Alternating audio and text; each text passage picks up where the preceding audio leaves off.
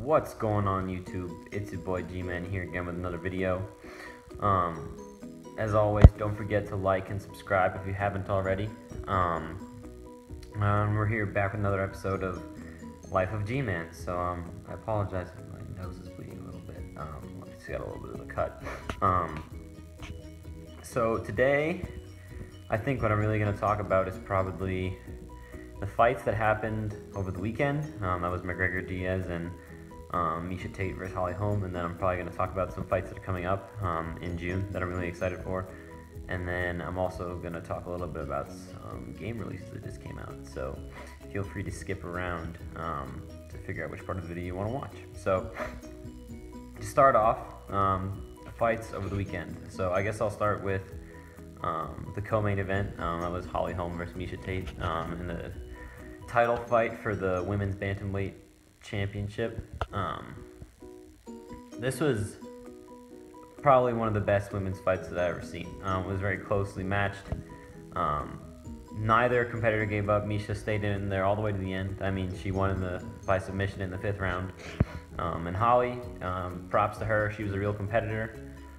She didn't give up no matter what. I mean, that last flip at the end to try and shake Miesha off of her and break the submission was incredible.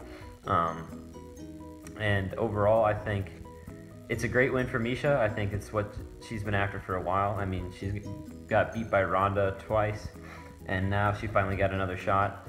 And I think this makes the women's bantamweight division a lot more exciting. I mean, before it was kind of just Ronda Rousey is a robot and she beats everyone, but now there's at least 3 competitors in the mix.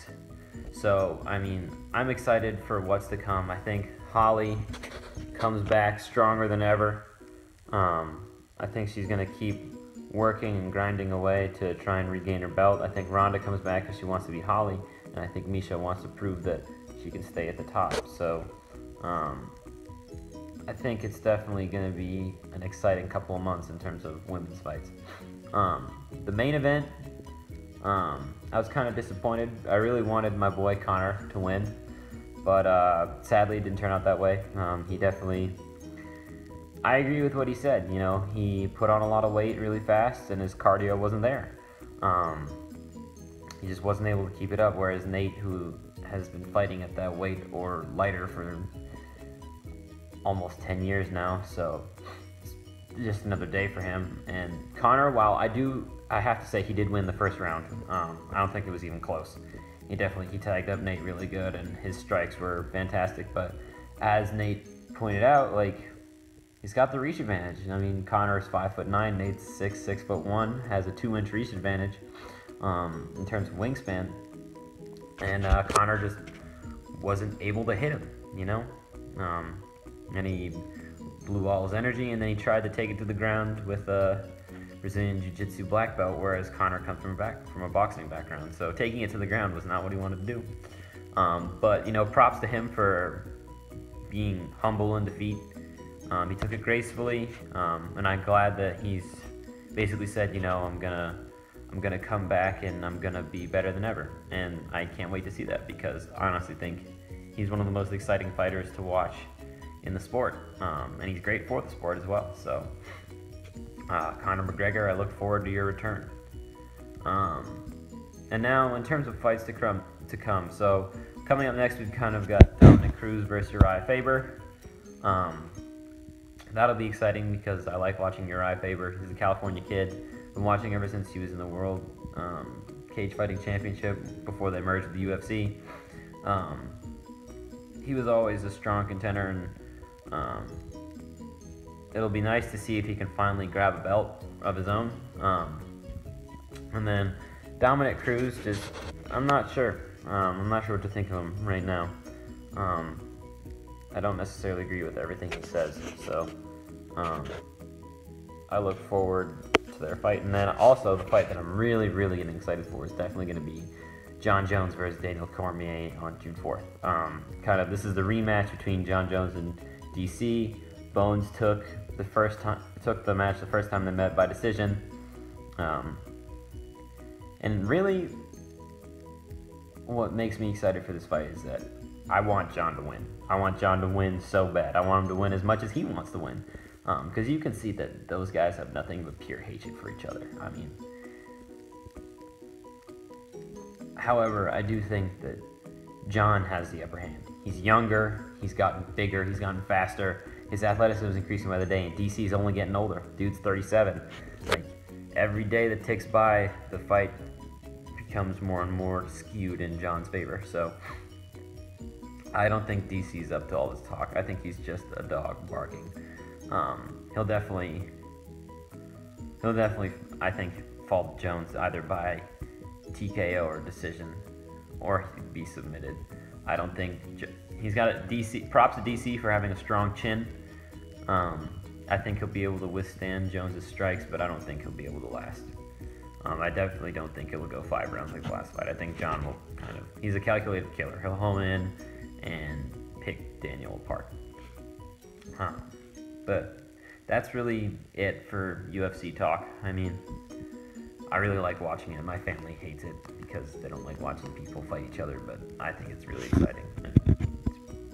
It's the pinnacle of human athleticism, I think. And then, so in gaming news, last night The Division came out. It's one of Tom Clancy's new games, rest in peace. It's made by Ubisoft. Apparently there was a big bug last night with the servers and not everyone could get on right away when it came out. Personally, that doesn't bug me so much because I didn't find any interest in the game. From what I heard, it has to do with like basically the end of the human race and a secret military division being activated, whatever it is, trying to restore humanity. I'm not sure. Some of my friends got it and said it's pretty fun. Apparently it has a lot of kind of RPG grinding, or it's like a grinding RPG type deal, like Destiny. So if you enjoyed Destiny, I think you'll like this game as well. But personally, it's just not for me. In other news, potential leak of the new Call of Duty title, Call of Duty Bloodlines. Not sure what it could be. It could just be the code name for the new game. I think Black Ops 2 or Black Ops 3 was Iron Wolf. So it's probably just Activision's code name within the studio to kind of mask what the game is. So I doubt it will actually be called Call of Duty Bloodlines, but if it is, hey, props to the guy who figured it out first. You know, what I really want for the next Call of Duty is definitely a boots on the ground game. I really don't like all the advanced movements put in place, like all the jumping and the jetpacks and the wall running. Take me back to the good old days of COD where everything was on the ground. I mean, you can add in some futuristic stuff or whatever, but personally, I like boots on the ground. I think that's also better for esports as well. In esports news, IEM Katowice recently finished. For Counter-Strike Global Offensive, Fnatic took the win 3-0 over Luminosity, and SKT took the win in League of Legends over Fnatic 3-0. So, kind of dominant. What struck me about this event is just how dominant the winning teams were. SKT didn't drop a single map. Fnatic dropped very few and absolutely dismantled Luminosity. It wasn't even close. SKT has been one of the top teams in the world for for League of Legends for quite some time now, so it really wasn't a surprise when they took the win. So